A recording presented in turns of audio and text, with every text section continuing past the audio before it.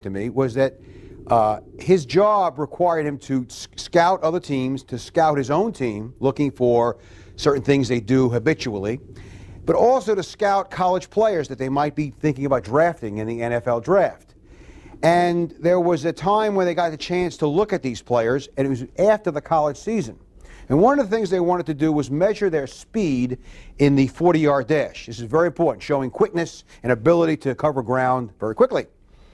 The problem was, among running backs, it was very difficult for them to run in sprint situations because they had played in 11, 12, 13 college games, and they were bruised. Their legs, the large muscles in their legs were not in the best of shape, and therefore they couldn't do their best time. So what this scout, this director of operations, was looking to do was to find some measurement that was correlated to running time in the 40-yard dash. And what he found was that there was a relationship between the vertical jump. That is, you go ahead and you put your hand up on the wall, and then you squat down and jump as high as you can, and we measure the difference between where your hand was stretched out and where your hand was when you leaped in the air, and that's called your vertical jump. Very, very important, for example, in basketball for rebounding. But it turned out that this measurement was highly correlated, that it was a strong relationship, and they could predict the 40-yard dash time even for a running back who could not do a 40-yard dash because his leg muscles were sore and he couldn't run at his best. So the notion of correlation is building a relationship. In fact, let's go back to our word here, and let's underline the word relation in correlation. And because two things are correlated, for example, SAT scores and your grade point average in college, or how high you can jump a vertical jump, and your running time in the 40-yard dash, we can predict one from the other. And to do that, we need to draw a line, and we get involved in all the things you probably learned in Algebra 1 but have since forgotten. In fact, let's take a look at the first visual, because the first visual is what's called a scatter diagram. It's simply a graph that shows you points. This is, let's say, hundreds of students, perhaps, who took the SAT, went to college, and we have their freshman GPA, their grade point average. You'll notice that although there's a smear of dots on the screen, each dot representing a student, perhaps, that we can visualize that as we go to the right, the dots seem to increase, rise. And that is, as you increase your SAT score, in general, you tend to increase your freshman grade point average. The higher your SAT, the better you'll perform as a freshman in college. This obviously is important because a college can predict if you have above a certain SAT score, you'll be successful at their school. If you don't, you will not. If you don't have the right SAT score, they will not admit you if they're using the SAT to determine whether you will be admitted or not. The second visual is a graph, a scatter diagram of vertical jump versus 40-yard dash. Notice there's an important difference here. As you move to the right along the horizontal or x-axis, as your vertical jump increases, what happens to your running time for the 40-yard dash? It decreases, which of course is good. It means you're running faster. So therefore, we can say that in general, we can predict a faster running time for the 40-yard dash if you have a greater vertical leap. Now, what I'd like to do is look at a very specific problem, some data that I had that will allow us to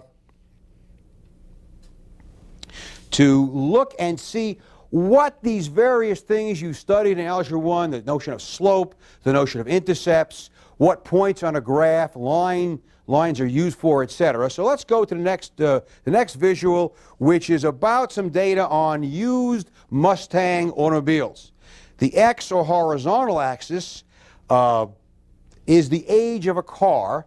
The Y or vertical axis is the price of that car. These data were gathered some years ago.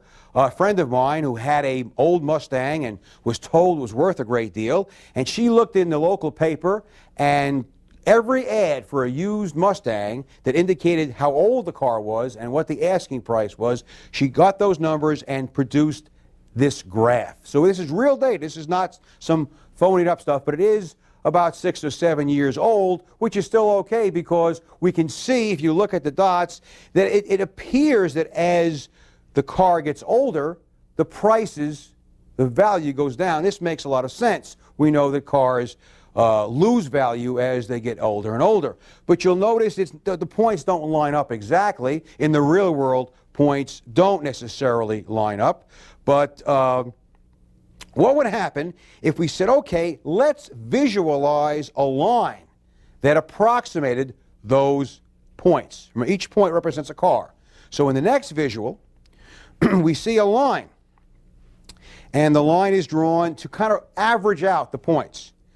And we also notice that on the line, I've selected 2 points, and I've put a little X mark. And those you'll notice are in a different color to indicate that those are special points. There aren't special points because they represent original points from the scatter diagram. Those are 2 points that are on the line. And they are separated. One point is 1 year older than the other car. So that means that we can look at, if we go from one point to the other, we're gaining a year of age. How much are we losing of value? And if we can figure that out, then we'll have a good idea what this thing called slope is. In fact, let's take a look at the next visual. The next visual focuses in on those 2 points. We see one point has an age of 6 and a value of $5,000. Notice that there's a comma between the 2 points.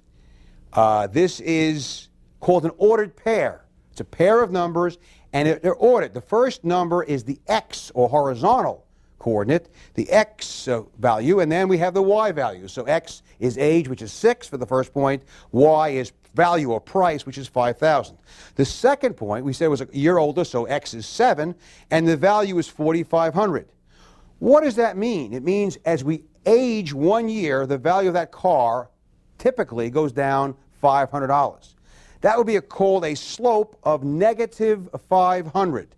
Negative 500. And in fact, we've heard the word slope, but here is an example of where slope has a true meaning, because in the real world, that slope of negative 500 would be called depreciation. We'd say the car depreciates $500 per year. So what the slope really is, and this is important, you want to write this down. Slope is how much Y changes if X increases by 1. I'll say that again. How much Y changes if X increases by 1. In this case, the slope is negative 500, because when you increase X, the age of the car, by 1 year, the value, Y, goes down 500. In our SAT versus GPA situation, the slope would be how much your grade point average would increase if your SAT score went up by 1 point. Now, let's go back to the next visual, which shows us the line again, which we've kind of drawn to average out these points representing these value of the various used cars. And you'll notice we've highlighted the point on the y-axis where the line crosses the y-axis. This is called the Y-intercept. The Y-intercept is where the line intercepts or intersects with the y-axis. But again, we're using specific data. It helps us understand what this really is. The line here for the price of the cars crosses the y-axis at $8,500. Now, what does that mean? Well, the y-axis is where X is 0. So that what we have is the y-intercept is when X is 0. And in this case, the y-intercept, or $8,500, is the value of a car that's 0 years old. That is, when these data were collected some years ago, perhaps the price of a brand new Mustang was approximately $8,500. We would assume with cars going up in price, it's higher today. But that's the meaning of the Y-intercept. Let's say that again. The Y-intercept is the value of Y when x is 0, where the line crosses the y-axis. The next visual takes us to the symbols for this. We write a linear equation, that is the equation that is represented by a line, as y equals mx plus b. M is the slope. I've always asked my classes why m is the symbol for slope. And people come up with answers from Latin or French or who knows what. Now, I believe in reality, when they first created this thing, it was called mlope, M-L-O-P-E. But people couldn't pronounce the word mlope because the ML sound is not a common sound, or not sound at all, in our language. So they changed it to slope because SL blend is an easier blend to pronounce, slope, but they kept the M from lope. If you believe that, that's fine. The Y-intercept is labeled B. You say, well, now, you got a story for that? Well, actually, in many mathematics situations, higher order mathematics in college, instead of using M for slope, they use A. That is, they use Y equals AX plus B. And as we'll see later on, we get to quadratics. We'll use AX squared plus BX plus C. And on. A is always the first coefficient. So, but the B is from that. The B is a Y-intercept. And you'll notice on this visual we have the equation. This is the equation for our used car line. Y equals negative 500x plus 8,500. The negative 500